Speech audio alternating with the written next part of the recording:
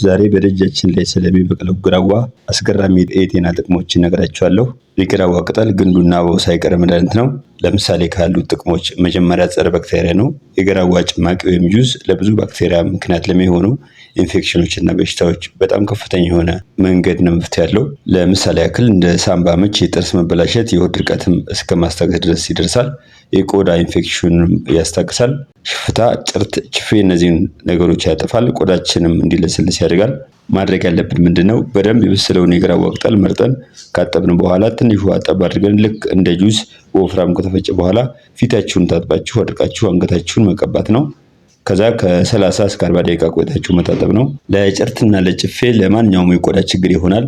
ወይ ደግሞ ይሄኛው መንገድ ላጠቃቀም ካልተመቻችሁ የግራዋውን ቅጠል በደንብ ተጨምቁትና ታጠሉታላችሁ። ከዛ በኋላ ፊታችሁን ከምትታጠቡበት ውሃ ላይ ጠብ አድርጋችሁ የቅጠሉን ጭማቂ ማለት ነው መታጠብ፣ ወይም ደግሞ በጥጥ እየነከራችሁ ፊታችሁን በደንብ ቅባት አድርጋችሁ ለተወሰነ ደቂቃ ማቆየት ነው። ከዛ መታጠብ ነው። ይህ በሳምንት ከ2 እስከ 3 ጊዜ ብትጠቀሙ ያለባችሁ የቆዳ ላይ ችግር ወዲያውኑ ሊስተካከል ይችላል። የግራዋ ሌላኛው ጥቅሙ ጸረ ካንሰር ነው። ካንሰር አንዳንድ ህዋሶች በሰውነት ውስጥ ያልተለመደ እድገትና መዛባት ሲከሰት የሚፈጥር በሽታ ነው። የካንሰር ህዋሶች በፍጥነት ያድጉና ወደ ሌላ ጤናማ ወደ ሆነው የሰውነት ክፍሎች ይዛመታሉ ወይም ይወሯቸዋል ማለት ነው። በዚህ ምክንያት ካንሰር ይከሰታል። የተለያዩ ጥናቶችን የሚያመለክቱት ግራዋ ጭማቂ ያልተለመዱ የህዋሶችን እድገት ያዘገያል ወይም ይገታቸዋል። የጨጓራን ካንሰር ይከላከላል። የአንጀት እንዲሁም የፕሮስቴትን ካንሰር የመከላከል አቅም አለው። ግራዋ ስትጠቀሙ በደንብ ያደገውንና የበሰለውን የግራዋ ቅጠል ደጋግማችሁ በማጠብ ወይም ጨምራችሁ እንደ ጁስ ፈጭታችሁ አጥላችሁ መጠጣት ነው። ለጣም ከፈለጋችሁ ትንሽ ማር ወይም ስኳር መጨመር ትችላላችሁ። እንደ ፍላጎታችሁ ነው። ባዶውንም መጠጣት ትችላላችሁ። ሌላኛው ጥቅም ደግሞ ትኩሳትን ለማስታገስ ይረዳል። ግራዋ በውስጡ ኪኒን የተባለ ንጥረ ነገር በመያዙ የተነሳ በወባ ምክንያት የሚከሰተውን ከፍተኛ ትኩሳት ያስታግሳል። እንደውም ኤክስፐርቶች እንደሚመክሩት አዘውትሮ ግራዋን መጠቀም የወባ በሽታ ከመከሰቱ በፊት ችግሩን መከላከል እንደሚቻል ይናገራሉ። የአንጀት ኢንፌክሽንም ለማዳን ይረዳል። የአንጀት ኢንፌክሽን በፓራሳይት ምክንያት የሚከሰት ሲሆን የሆድ ህመም፣ ማቅለሽለሽ፣ ማስመለስ፣ ከባድ የሆነ ደም ዝልግልግ ፈሳሽ የያዘ ተቅማጥ ያስከትላል። አንጀትን ብሎም ደግሞ ጉበትን በጣም የሚያጠቃ ነው። ስለዚህ ግራዋን መውሰድ ከአንጀት ኢንፌክሽን እንደመከላከል ይረዳል። ግራዋ በውስጡ በያዘችው ጸረ ኦክሲደንት መርዛማ ነገሮች ከሰውነታችን የማጽዳት ችሎታ አለው። ተፈጥሯዊ ጸረ ኦክሲደንት ባህሪው ከቫይታሚን ሲ ጋር በጣም ተመሳሳይ ያደርገዋል። የግራዋ ቅጠል በደም ውስጥ የሚገኘውን የስኳር መጠን በማመጣጠን የስኳር በሽታ እንዳይዘን ይረዳል። የስኳር በሽታ ክትትል ካልተደረገበት ኩላሊትና የሰውነት አካላቶችን ያበላሻል። የስኳር ህመምተኞች ግራዋን አዘውትረው ቢጠቀሙት ጥሩ ለውጥ ያገኙበታል። ሌላኛው የግራዋ ቅጠል ጥቅም ደግሞ ከሰውና ከከብቶች ጥገኛ ትሎችን በተሳካ ሁኔታ ማስወገድ መቻል ነው።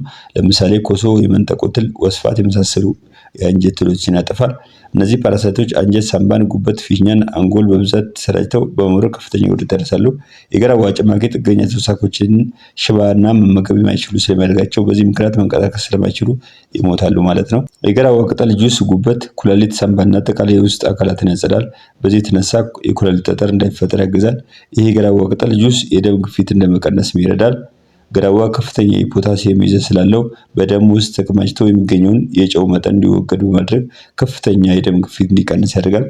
የእንቅልፍ ችግር ያለባቸው ሰዎች የግራዋ ጁስን ቢጠጡ ሰውነታቸው ዘና እንዲል በማድረግ ጥሩ እንቅልፍ እንዲተኙ ይረዳቸዋል። እንዲሁም ደግሞ ለጨጓራ ህመም ቀነስ እንዲል ያደርጋል። የወር አበባ ህመምንም ለማስታገስ ይረዳል። ሌላው የግራዋ ጁስ ያለመውለድ ችግር ያለባቸውን ሰዎች ይረዳቸዋል። መውለድ ለሚፈልጉ ሴቶች በተለይ ማለት ነው። ቶሎ ማርገዝ ያልቻሉ የግራዋ ጁስን ቢወስዱ የማርገዝ እድላቸው በጣም ከፍ እንዲል እንደሚያደርግ አንዳንድ ጥናቶች ያመለክታሉ። የቆዳ የማሳከክ ችግር ያለባቸው ሰዎች ግራዋ ይረዳቸዋል።